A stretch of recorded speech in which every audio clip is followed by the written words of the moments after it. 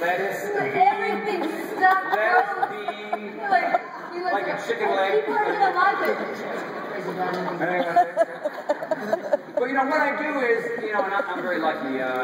You know, I got a great gal at home who cooks for me. She prepares. She's got these little like no leak Tupperware. It's not that hard. You just figure it out, right? So Shauna goes out, gets me these little, you know, super green Tupperware things. The minute you put it in the trash, it dissolves instantly. Nah.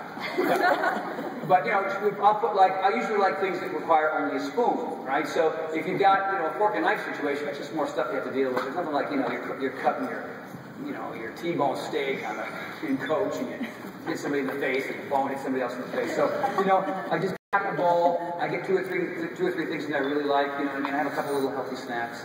And so, you know, it always happens, right? And I even have a suitcase, especially designed with a little zipper with sort of a sealed area. You know, it doesn't really keep it cool, but I put a little freezer pack in there. And, you know, I'll pull it down over the overhead and I'll pull it out and everybody else is eating crackers and nuts and whatever else they hate. They wish they had something else. And I'll open it up and I'll start eating it and people, like the guy next to me, go, holy crap, why did I think of that? I said, well, you could. You know, so maybe hopefully he will in the future and so can you. But usually, you know, a lot of times you're starving, you're driving, or you're on some trip and it's nothing but Kentucky Fried Chicken, Burger King, and other places filled with poisons. And so I honestly, I mean, this is because I'm a psycho. I'd rather go hungry 3 hours. I'd rather not eat, drink some water, and maybe a couple of pot chips. That's about as close as I can get. Because my life changed significantly in the last 3 months. I'm off sugar, almost 95% off of sugar. Because you know me, brownies and key lime pie and chocolate cake. You never splurged at all, ever? No, not really anymore. Not like here's my cheap food. Are you ready? Dark chocolate covered almonds. Yeah. That's it. Have you had wasabi almonds yet? Yeah, they have too much of that. Oh, what? Okay, so you don't have very much time. No, one more question, probably, okay, yeah. My question is, I think it would be important for them to hear. I think, you know, a lot of people who've been to the camps and they've watched you explode onto the scene, and can you just kind of share with them what that feels like to be you? Like that feeling of, you knew you wanted to be something, you knew you were... I am sorry, but the real Tony Horton could not be here. He has sent one of his 34 clones out to December this year.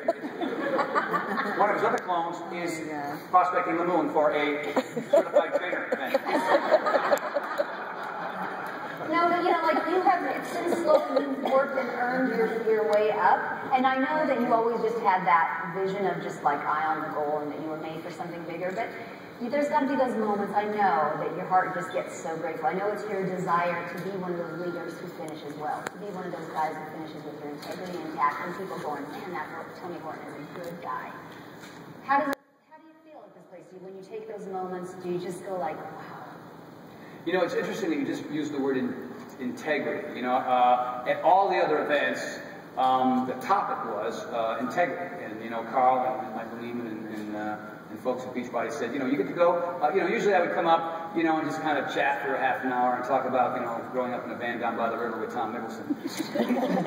But I thought, you know, it's more important this year. So integrity seemed to be the topic, and I didn't do it here because I know these two are running the show, so integrity is not an issue for this crowd. And it isn't usually probably for 90% of coaches. But what happens, and what I did, and to answer your question, you know, when I was, you can ask Tom, you can ask anybody who knew me in my 20s and early 30s and late teens. I mean, my ambition back in those days was to have ambition. I was completely clueless. I was a, you know, some of you know the story, some of you don't, but I was a C-minus student with a speech impediment. I used to stammer pretty good when I was a little guy. I had a really tough time. I used humor, even as a child, as a means to kind of communicate, because I knew if I got somebody to laugh, then I was accepted in the moment, you know, between the poor grades and getting beat up at the bus stop and the stammering. I could tell a joke, you know, to get a laugh. And so that was kind of my way. But integrity was the thing that I kept developing over time, you know. I'd have moments where I was not integral in my actions and I was, you know, trying to cut corners and stuff. And it always bit me in the butt, you know. And I realized early on, and fitness certainly was one way for me to get there, because, you know, when you're overweight, you're overwhelmed. And when you're your brain isn't functioning at the greatest capacity that it can be. And so I started working out early just because I wanted to have muscles so I could meet chicks. So, where's the integrity of that? Yeah. Not really, but, you know, I mean, it gave me confidence. And so as I was gaining confidence and feeling better, and I was doing the traditional thing, going to the gym and doing, you know, an hour on a stationary bike, which is nearly as powerful as the stuff we've learned in the interim. But and that was it. You know, I mean, I was doing two things at once. I was building this acting career. I really thought I was sort of a Brad Pitt, Jim Carrey combination. Whatever. More of a Jerry Lewis. Hello, lady. And after Jerry Lewis, who's that? Ronald Reagan, who's that?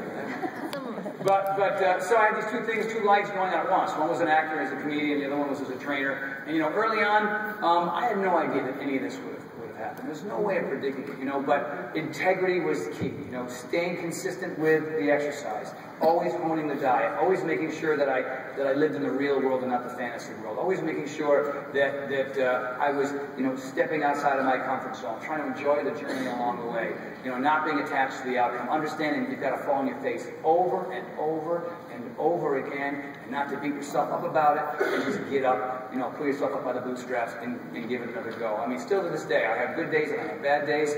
I have days with high energy and low energy, but more days are better than most because I've got the foundation of who I am intact, and that's making sure that I work out 5 to 7 days a week, and making sure that the stuff I put in my mouth fuels the fire, helps my brain function, helps the cells in my brain give me answers when I've got questions. I'm always looking for solutions.